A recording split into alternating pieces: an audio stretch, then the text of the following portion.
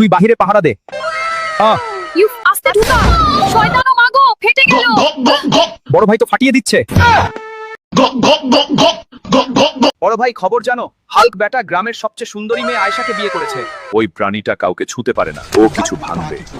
তুমি আমার পৃথিবী আয়েশা। ওগো এমন করে দেখছো, মনে হয় প্রথম দেখছো আমায়। বিশ্বাস করো আয়েশা, তোমায় যত দেখি তবুও মন ভরে না, ইচ্ছে করে সারাদিন শুধু তোমায় দেখি। তাই ছোট একটু গ্রামের দিকে যাব, হাল্কের বউ আয়েশাকে দেখতে। শুনেছি আয়েশা দেখতে নাকি পরীর মতো সুন্দরী।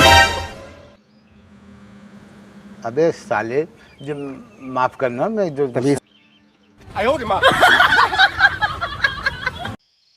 ছোট, তুই আঙ্গিনায় পাহারা দে, হাল্ক আসলে আমাকে সিগন্যাল দিবি। এত সুন্দর মেয়ে আগে কোনোদিন দেখিনি। হাল্কের বউ দেখতে পরীর মতো। भाई साहब इसको बोलते हैं कि আয়েশা কেমন আছো? একি কে আপনি, আর ঘরে ঢুকছেন কেন? আমি তোমাকে অনেক বেশি ভালোবাসি, তোমাকে নিয়ে যেতে এসেছি। হাল্ক যদি জানতে পারে তোর টুনটুনি কেটে কুকুরকে খাওয়াবে।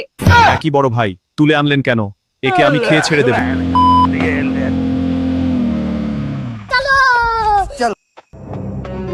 তুই বাহিরে পাহারা দে। আস্তে ঢুকা, শয়তানো মাগো, ফেটে গেল। বড় ভাই তো ফাটিয়ে দিচ্ছে।